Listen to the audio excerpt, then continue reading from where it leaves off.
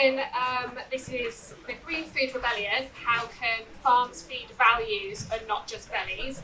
So in this session, we're going to be talking about whether consumers care about sustainability, what they look for when they're making food choices, sustainable things that are happening on farm, and then how we communicate that back to consumers.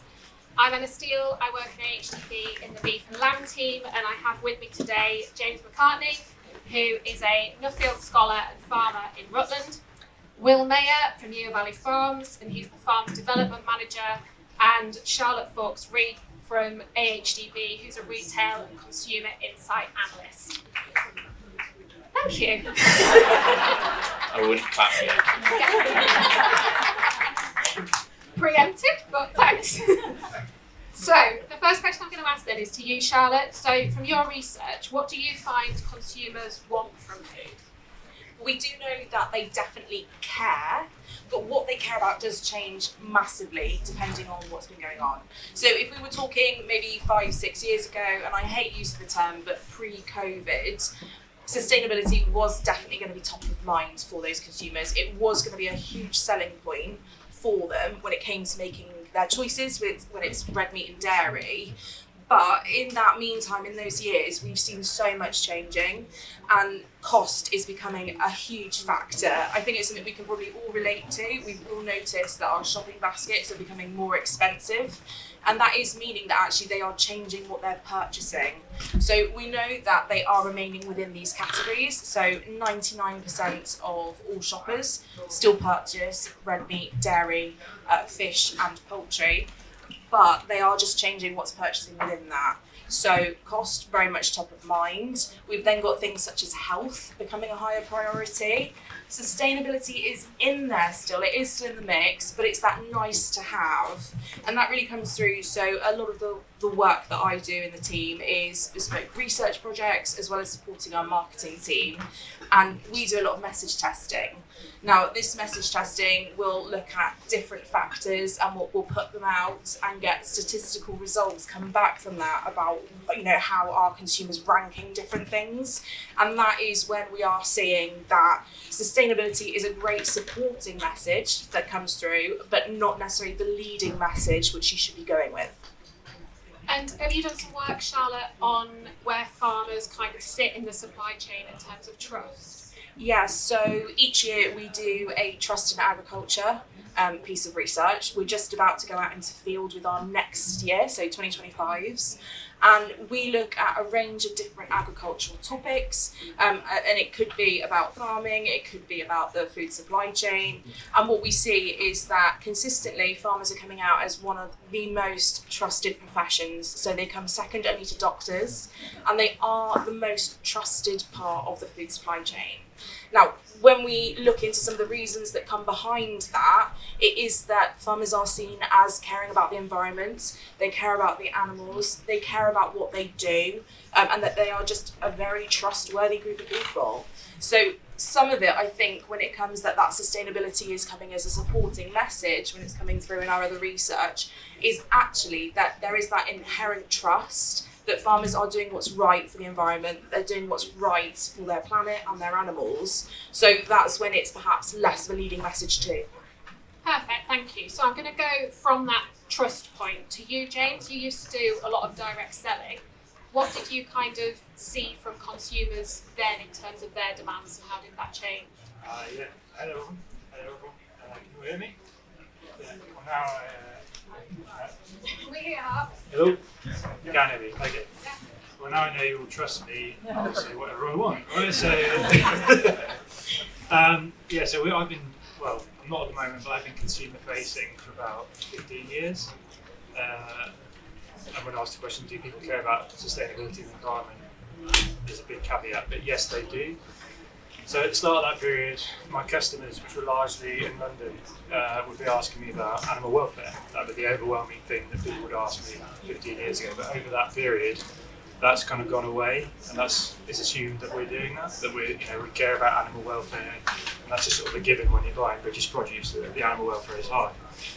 It shifted away from that towards customers were only asking me about the environment more recently, which is what led to me doing a Nuffield scholarship, because I was pretty concerned being a red meat producer, is there a future for my product? And you'll be pleased to know that yes, there is. The customers want to buy it. I think Charlotte just said 99% of consumers buy it. What caveat I would say on sustainability and the environment is that I think it's a nice to have, and the people that have got the disposable income to make those decisions are interested in it, but largely the people sort of, I guess, one step below that, the cost of living has increased hugely in the last few years. I think cost is an enormous factor, and actually I think all of the other issues go out the window when it comes down to cost.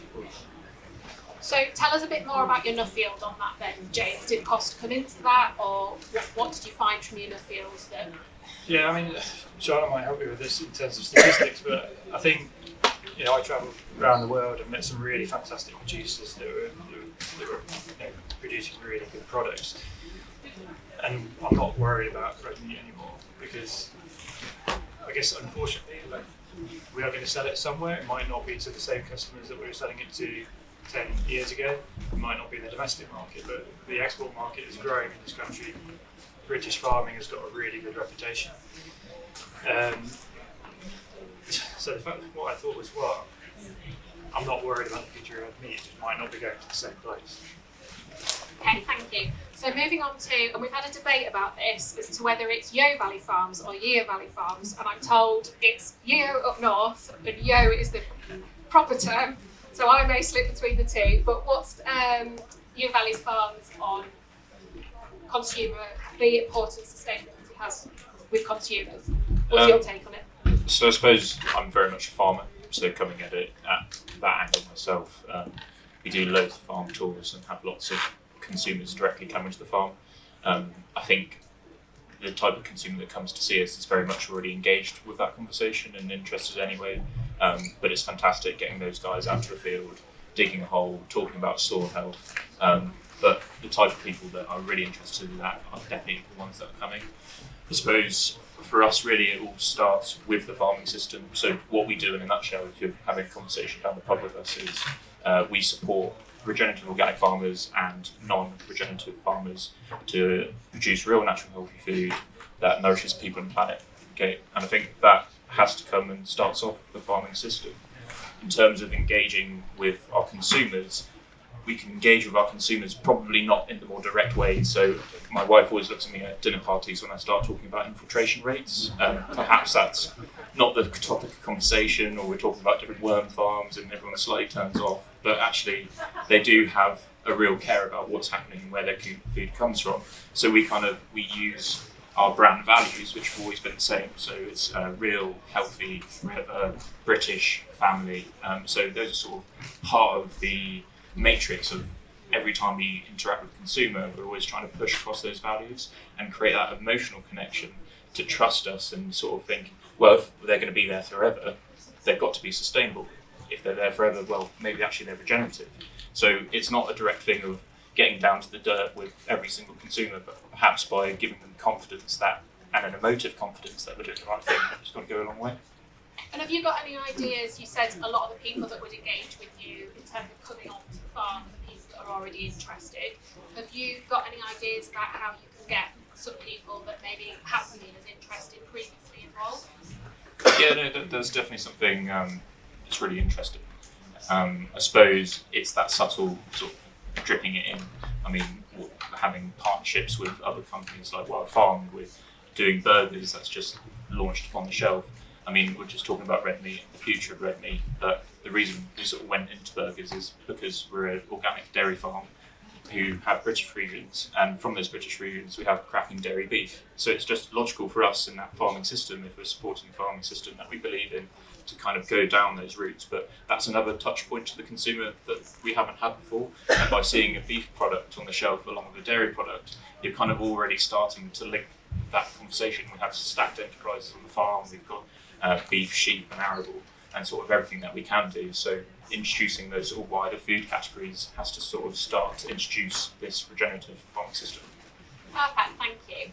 We're going to move on now a little bit into some of the practices that are happening on the farm. So James, could you talk me through what influences your decision making on farm and some of the sustainable practices you've implemented? Yeah, I mean, politically that's changed probably in the last 6 months. You know, we have to look at that through a slightly different lens to certainly a year ago. And I think profitability has to be front and centre in every decision that you make on farm. So if we're considering changing the system to be more environmentally friendly or a lower input system, it has to stack up from a profitability standpoint before we do anything, because as everyone keeps telling me, you can't be sustainable if you're not profitable, because you're not in business. So we have moved from a high input beef and sheep system to a lower input, lower output system. Can you just tell us a bit about what that means for you? What have you moved from and what have you moved to?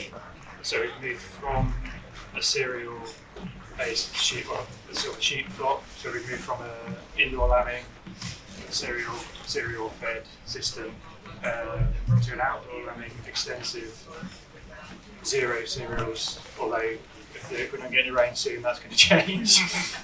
Zero cereals in the system, which has had a big impact on the business just in terms of labour requirements as much as anything. You know, I'm at a point of life, got a young family, which is one of the driving factors behind it. Actually, it makes sense from a lot of angles, and largely, I just reiterate this to the farmers in the room, that a lot of the things that make sense from a standpoint of improving your environmental credentials actually make sense just from a profitability and from a business point of view anyway. So there's always a lot of overlap in those things, but I think the profitability has to come first. Absolutely. Will, what's your take on that? No, just echoing that with James, I think there really is connections between everything that we talk about in this agroecological space to adding resilience to your business, and resilience to your business ultimately does help your bottom line. I suppose we're looking at all different angles and trying to take in knowledge from everywhere. So we're looking at regenerative grazing techniques, we're looking at bicropping, we don't plant any more monocultures, sort of maybe jump 2 feet in a bit quick, but adding resilience at every stage to the sort of farming business for ourselves has really helped us to make sure that we sustain sort of profitability on our own farm, because we run it as a sort of separate enterprise. It's really important. So just for an example, keeping the cows out during the grazing season on our dairy herd, it could cost us up to £800 to £1,000 a day to bring them in. If we keep grass in front of them by sort of employing these regenerative grazing techniques, then we are actually really helping the sort of financial situation in the business. And you talk, Will, a lot about the under the bonnet stuff. Do you want to explain what you mean by that? And I think if Katie's about, there is a handout to go out as well. Wherever she's gone, there should be something passed round. But yeah, just explain the under the bonnet stuff. Yeah, I suppose the under the bonnet stuff is farmers are the most trusted people, which is fantastic and it's really good to hear. But I suppose that doesn't make us need to stop in pushing forward and looking after the under the bonnet stuff, is making sure that we're progressing and sort of progressing this agroecological way of farming. I mean, soil carbon, I know we've all got carbon tunnel vision and there's biodiversity and so on and so forth, but it's a really good example. So farmers have a solution underneath their feet to help with climate change. We can't stop or sort of dilly-dally. So I suppose for ourselves, we're benchmarking everything, and everything that we're doing is we're looking to sort of increase our liquid carbon pathway on the grazing through the mob grazing techniques. We've got deeper rooting down on the dairy farm, so we're going 30% deeper over sort of 2 years. So we're really kind of getting into the nitty-gritty of the under the bonnet stuff so that we can keep farming forever and actually sort of keep those credentials. I was going to say, I'll probably add on that. We all know that, yeah, it's great farmers being the most trusted part of the supply chain, but trust is very easy to lose. So if you aren't doing these things, it will eventually catch up with you. You will start losing that trust, and it is going to be a much bigger job to then gain it back. And is there another part with that as well, that if you are saying you're doing something, you then have to actually do it and prove you're doing it as well? 100%. Yeah. So staying on grazing then, I know, Will, we've spoken about systems based around water retention and keeping things growing. Is there anything more you wanted to say on that? I mean, there's so much, there's so many experts out there in sort of regenerative grazing, and just speak to as many of them as possible, because what we found sort of on our journey, we started maybe 4 years ago with our beef herd. It was a great place for us to start. It was just sort of easier than losing milk out the tank for us, with some no-fence collars, and we've learned so much over the last sort of 4 to 5 years in that journey. We learn more and more each year, so I think just for farmers to keep going with that regenerative grazing approach and increase your resilience on farm. What would be your top learning over those years? top learning is leaf stage. It's the most important thing for us now. So we don't look at the plate meter anymore. We're basing our grazing on leaf stage, and for us really the type of grazing that we're trying to do works really well with herbal lays. Ryegrass isn't suited for our grazing system, so that's kind of a really big adjustment. So yeah, lots. Sorry, should just get that to one. Stop with. That's fine. What about yourself, James, on the grazing side? Yeah, I mean, I'd echo what Will was saying. So we started growing multi-species swords and herbal lays probably 6-7 years ago. And in that 6-7 years, we've probably had 3 that have been like this. So I'm in the East Midlands, so we don't get a huge amount of rainfall even in a good year. But the one thing that's kept growing in dry periods has been the multi-species sward. So chicory seems to be able to grow whatever you do to it. So I think that for us it's definitely diversity in the sward, like ryegrass is included in that, but there's much more resilience in our business since we moved to a herbal lay grazing system rather than a straight ryegrass grazing system. How do you graze those herbal lays? So we graze rotationally.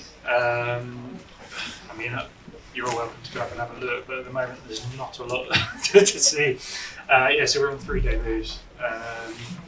So I don't know if anyone wants to know more about that, come and find me at the end and I can tell you what that means. And were those herbal lays initially put in under a scheme? Yeah, so they were all put in either under the previous countryside stewardship scheme or our new SFI agreements. I'd say we would probably do it even without the funding. The funding helps a lot because it's a really expensive thing to establish.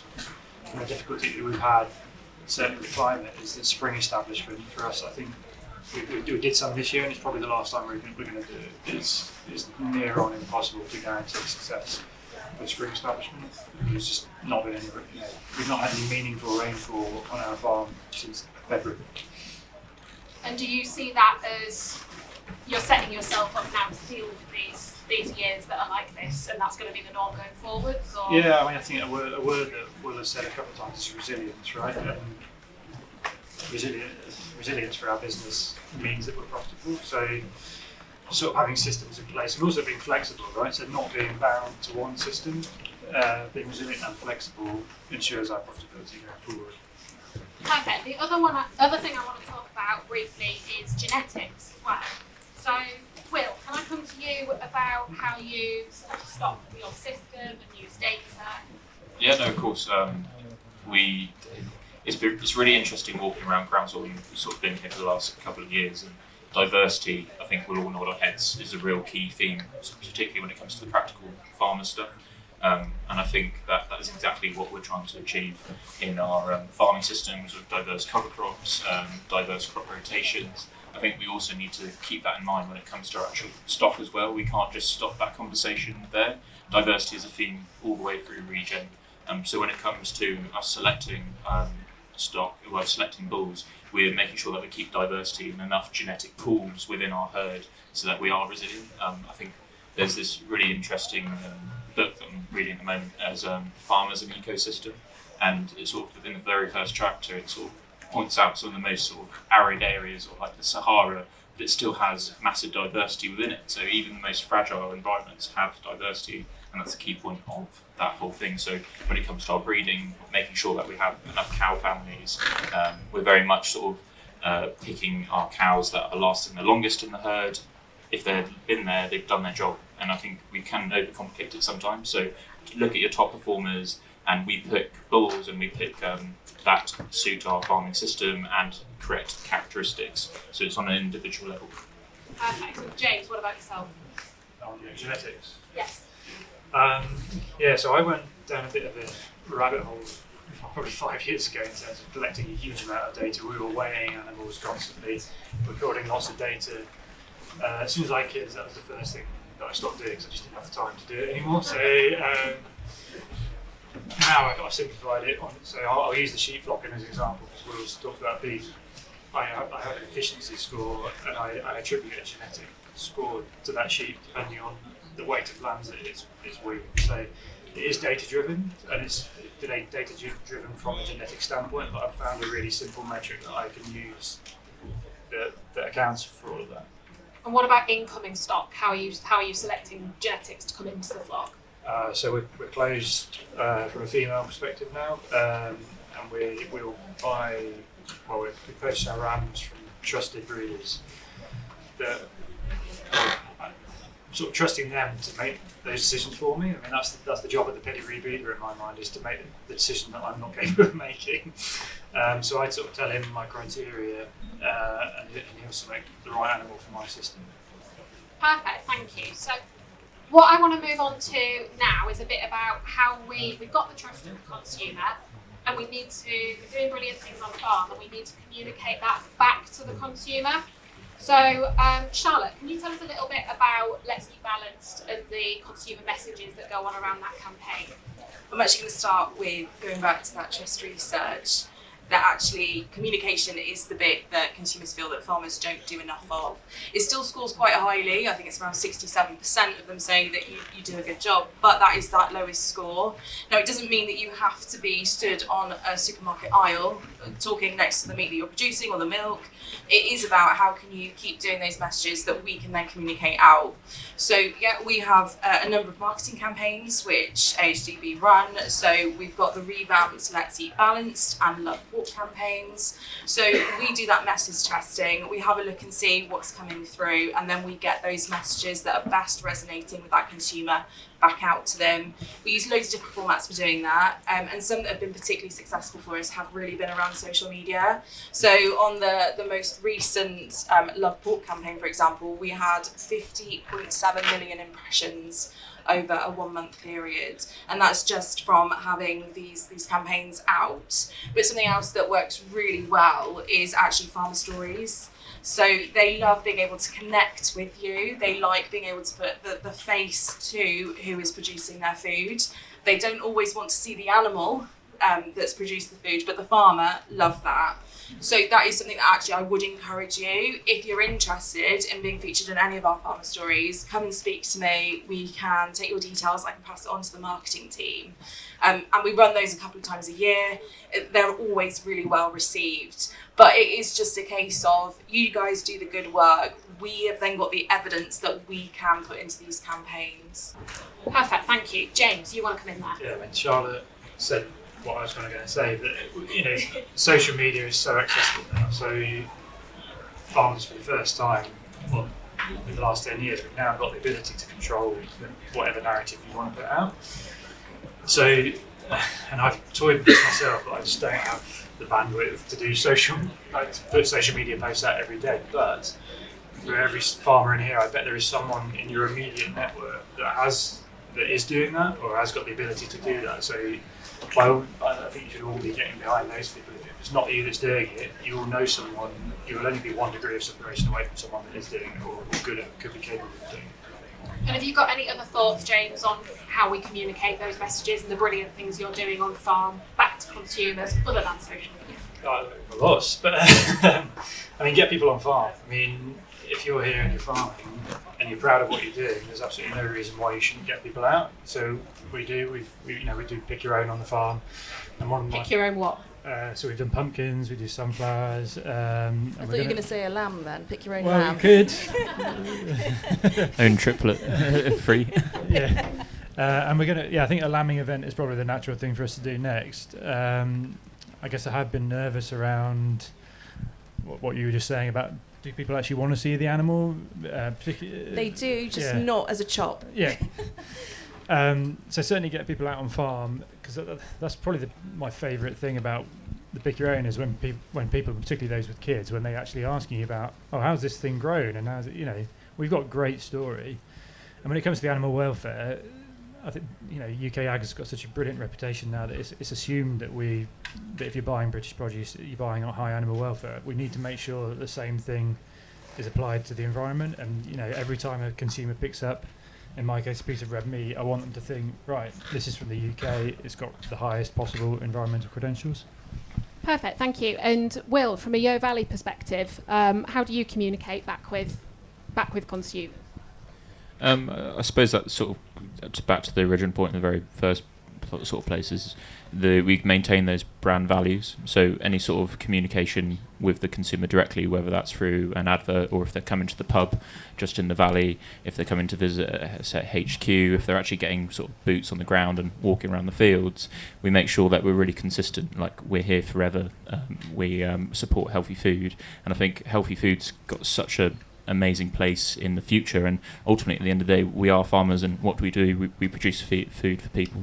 If we can produce really great quality food, and there's a demand out there, and there is a real demand for good quality food, we need to be the ones shouting from the rooftops, we're the ones providing you with that food, and that's kind of where we get that emotional connection to the consumer. And if you have that emotional connection, that's going to go a lot further down the road when they're walking down the supermarket, rather than just sort of the infiltration rate test in the And you said something really interesting when we were having a chat beforehand, which was that customers buy from Yo because it's tasty, whole and affordable, not because it's organic. I don't know whether you wanted to say anything else on that. No, I suppose it goes back to your sort of original point, that there's so many reasons why consumers pick up a product, and you can never distill it down to one. I suppose everything in life is complex. Like, farming is so complex. We make so many decisions every day, but we just put a crop in the ground. But to put that crop in the ground, we've had to get the tillage right. We've had to get the sort of, or we're going down the no-till route. Have we got our soil biology right? I think that's the same for the consumer. There's so much going on in terms of what's driving them, and each consumer is different as well. So we have to cover all bases. Perfect, thank you. We have got time for a couple of questions. So if anybody's got a burning one, please put your hand up now and we'll bring a mic to you. Yeah, we've got one at the front here, Beverly. If you could just say your name and keep it short, that'd be amazing, please. Hello, it's Marianne O'Hotter. I'm the president of CPRE, the Countryside Charity. It's picking up a thing that you said, Charlotte, about consumers don't want to see the chop.